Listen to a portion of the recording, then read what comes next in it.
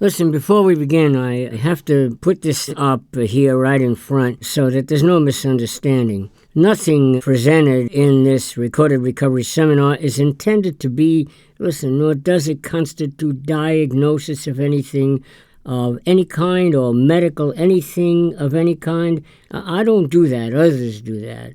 What I do is present some things from another way of looking at them to see if they can be of some help. I put another spin, another angle outside the box for those who struggle. So I'm reaching out to help them. See if in this that I presented to those in attendance on that day and how I presented it to them, you too can find some new and helpful understanding.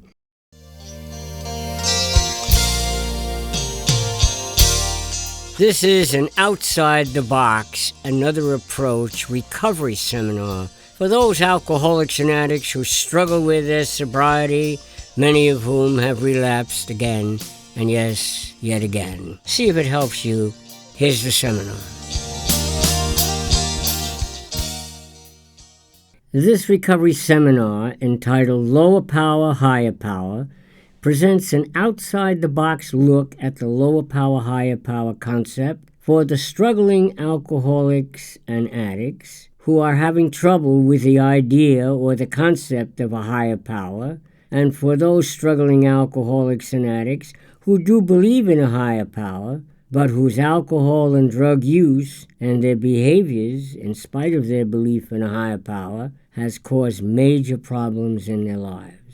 I'm not trying to change your belief in any way. I'm presenting something here in a way in which you've never seen it. Since you need help, just listen, please, just listen, to see if some part of this can help you. You don't have to accept what I present here if you don't agree with it, but at least listen and see if some part of what I present here, which is so very straight up and in such clear language, you could find some help. Again, I'm presenting something here in a way in which you haven't seen it. Here's the seminar. Lower power, higher power. It is for the audience here this evening. It is for people who have gone to rehab, who have been in AA and NA, who have heard all that is said about a higher power, and here they are. I'm going to ask you a question here now. How many people believe in a higher power? Let me see hands. The whole room, anybody listening, hands have gone up. How many believe a higher power is necessary for your recovery? Every hand in the room has gone up. Okay, now, before we examine like a higher power, it's a good idea to know what a lower power is. Then you know what the higher power is higher than. So now we get into the higher power, okay?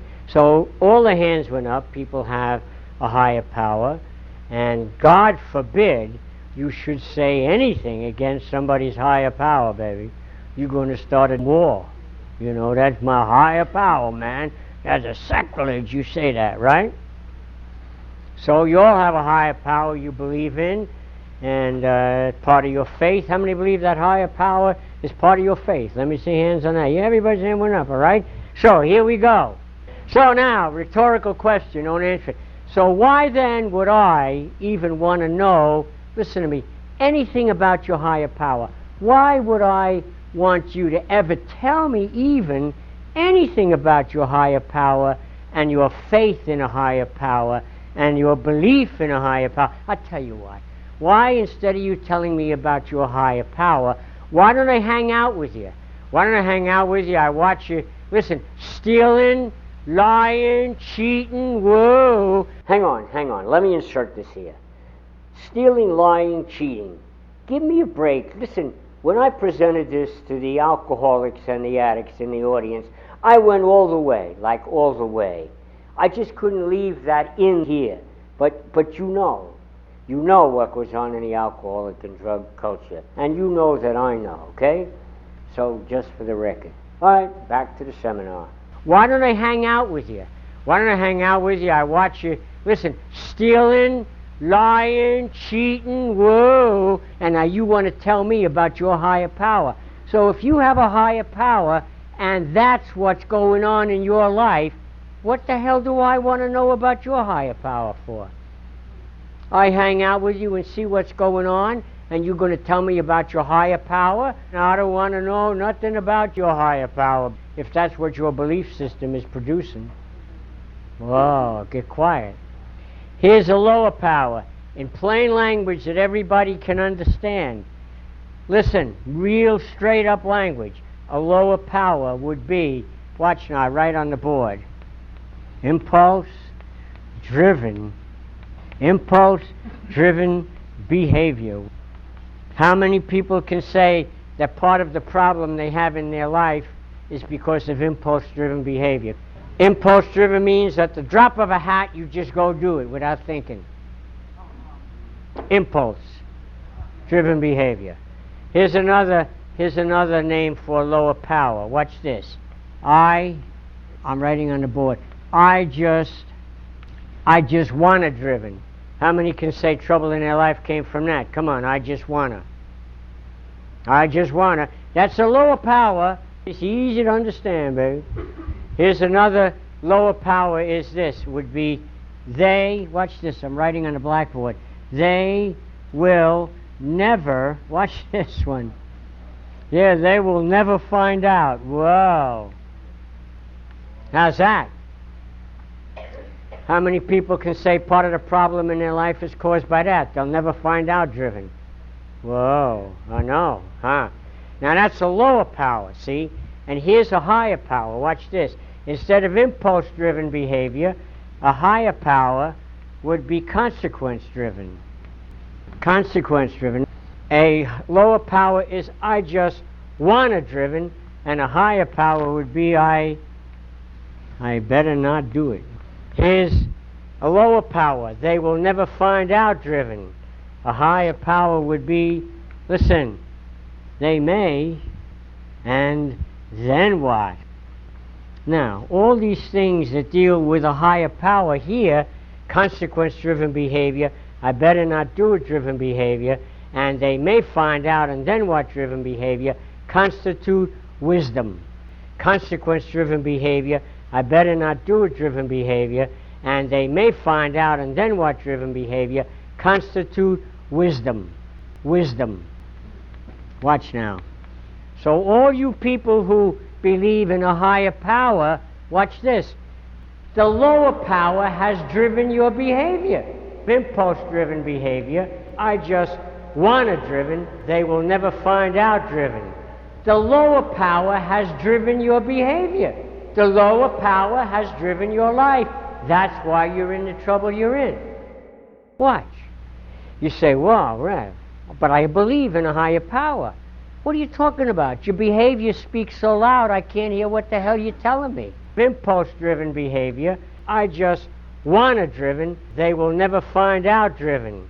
That's a lower power, and that's why you're in the trouble you're in. So watch. And the guy says, but I pray to God. You do? Yeah, I pray. Well, I'll tell you what. What about you pray with words to God, watch this, and your behavior exemplifies the lower power. Impulse-driven behavior, I just wanna driven, they will never find out driven.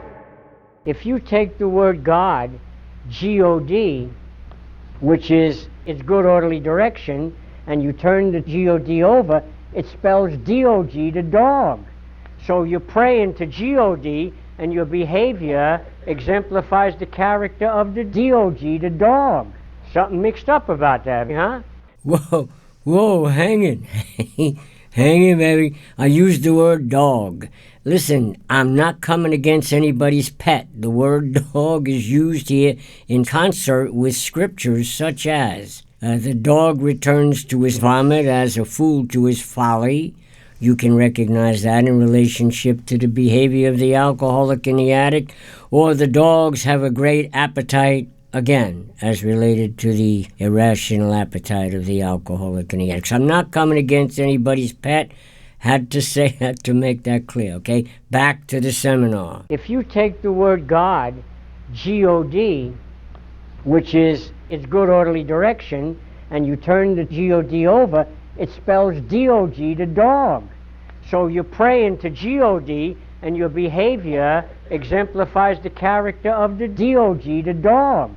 So you're praying to G-O-D, and your behavior exemplifies the character of the D-O-G, the dog. Impulse-driven behavior, I just wanna driven, they will never find out driven.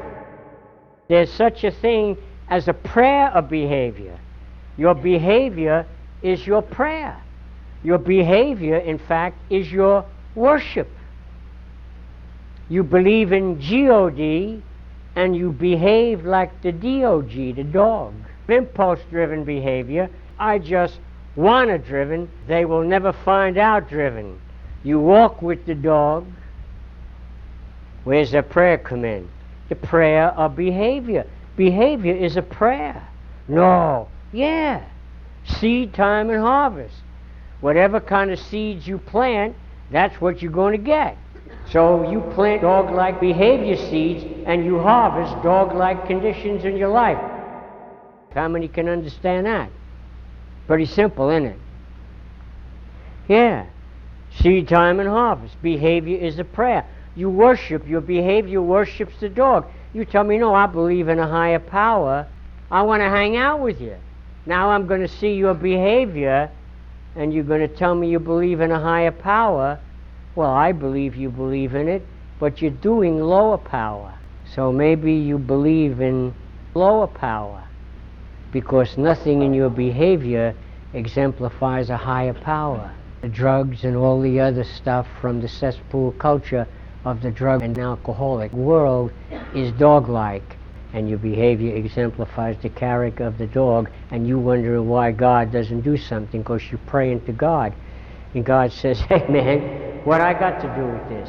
You're walking with the dog, you're behaving like the dog, your behavior exemplifies the character of the dog. Impulse-driven behavior, I just wanna driven, they will never find out driven. And where do I fit in? Well, with words, I say words, I believe in you, God. And God says, you do? You could have fooled me, baby. Well, I got arrested and I'm praying. You go ahead and tell the cop you're praying. You go ahead. You're going to find out the church is open till 9 at night and central booking is open 24/7. You seeing that?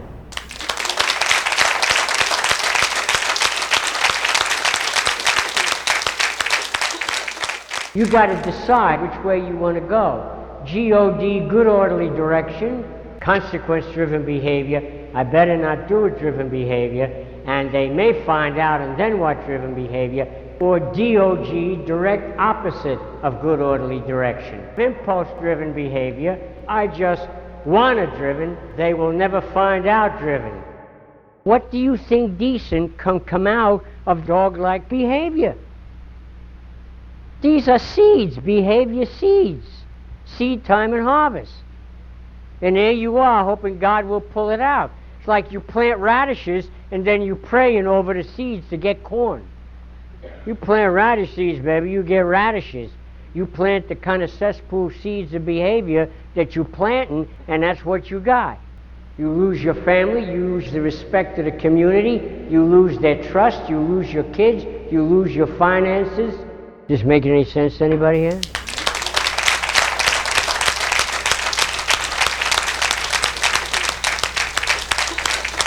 It's another way to look at it, isn't it? Never saw that. You got to make up your mind which way you're going to go. That prayer behavior played a big part in the reason we have AA and NA. All you people, God's going to fix it. I pray to God, God's going to fix it. Yea, though I walk through the shadow, and all the Bible quotes. And there you are, behaving like the dog. Bill Wilson, he saw the light in the hospital room. He saw the light, and later on the city sidewalk, he had to make a decision whether to make a telephone call or have a drink. Everybody in this room had to make a decision whether to make a telephone call or to drink or pick up. Has nothing to do with the light. Bill Wilson used the prayer of behavior. Bill Wilson put a nickel in the telephone and called instead of drinking. Prayer of behavior saved your life. There was a guy, listen to this, I used to have lunch with him about every 6 weeks. He was in the fellowship for about 3 years. This guy had a camp upstate. He used to go upstate every so many months and stay up there, look into the stars. But this guy wouldn't listen to the prayer of behavior. So he's driving up to his camp one day. He's going up there. And on the way up to the camp, out of nowhere, he wants to have a drink. Came on him like that. So he's prayed with words out into the sky, see?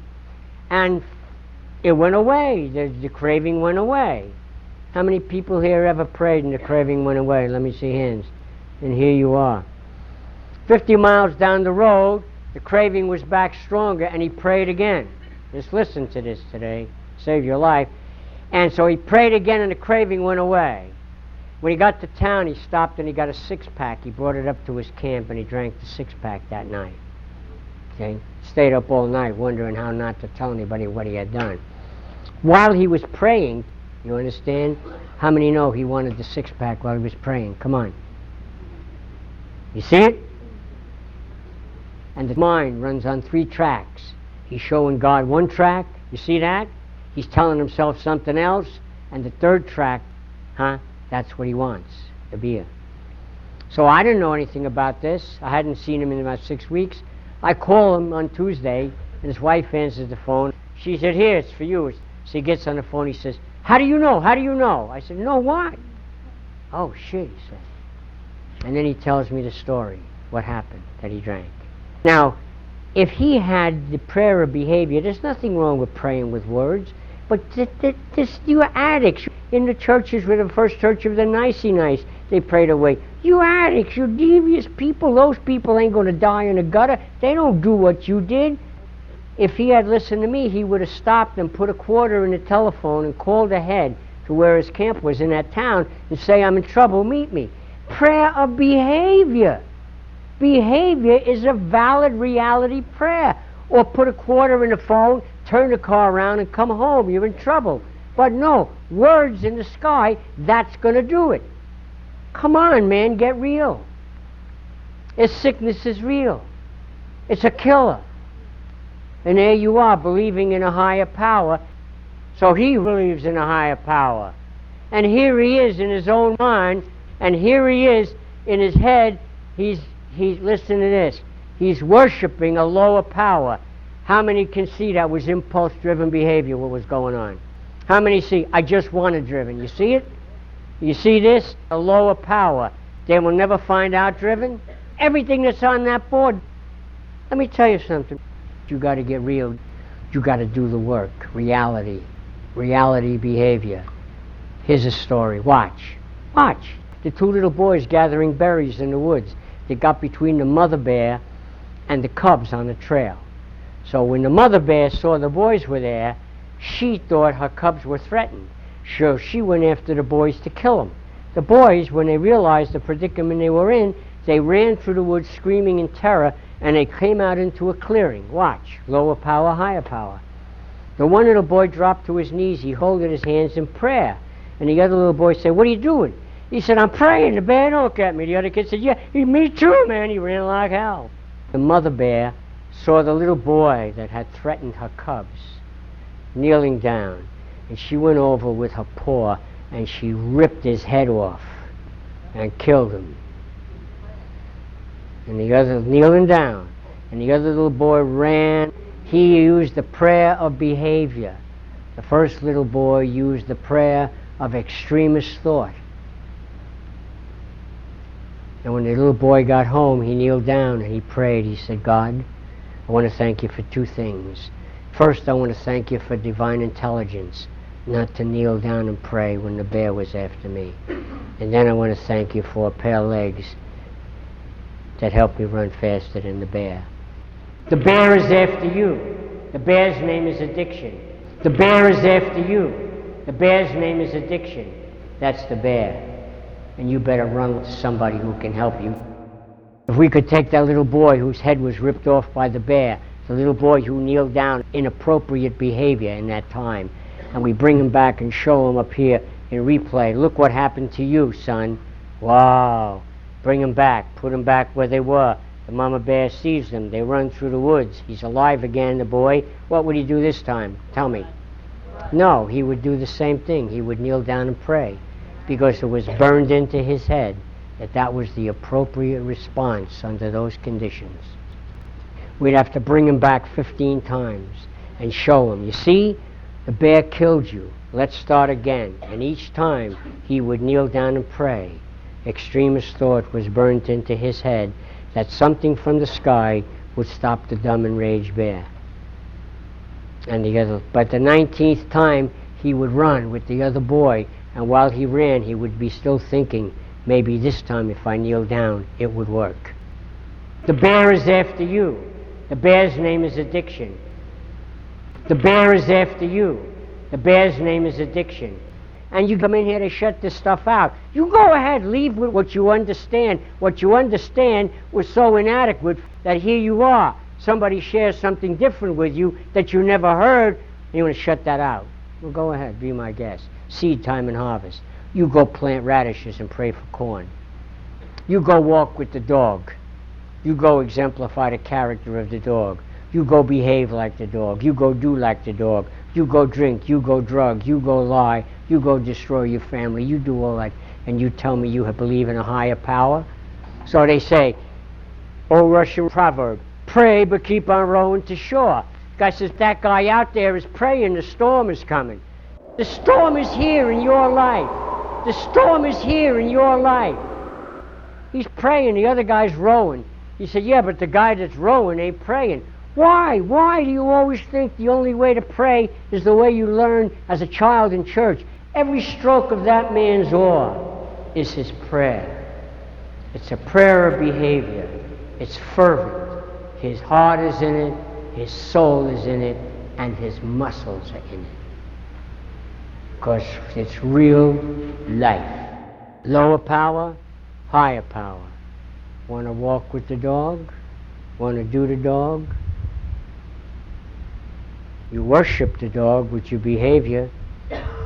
I don't know where God could even fit in your life when you behave like that. Well, I'm praying to him. Maybe your behavior speaks so loud you can't hear what you're praying.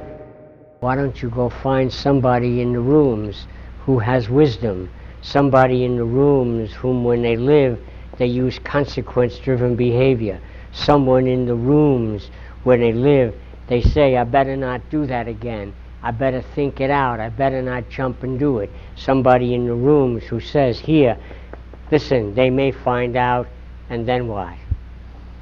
Jump in their game, hang with them, be with them.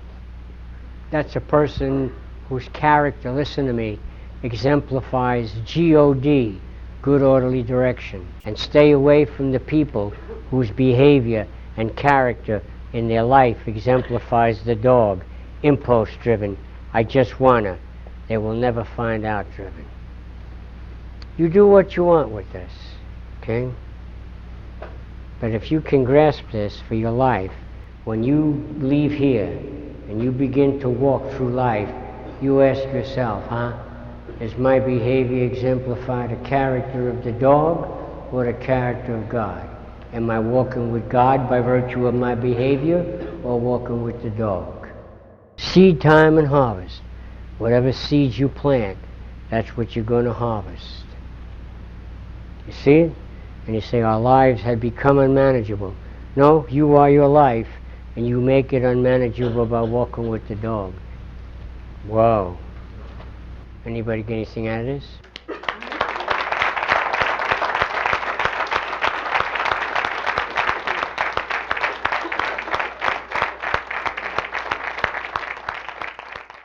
Hey, if you found this Outside the Box recovery seminar that I just presented helpful to you, then share it. Share it with friends on Facebook and on Twitter and on your other social media accounts. You may help someone else's recovery by doing that.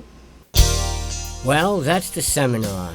It's important, however, to understand that it's not offered as a replacement for your participation in the treatment and self-help programs that are available. It's offered to you for the purpose of opening new understanding and to encourage you to get into the appropriate self-help and treatment programs that are available for your life. Thanks for listening, and I'll see you around.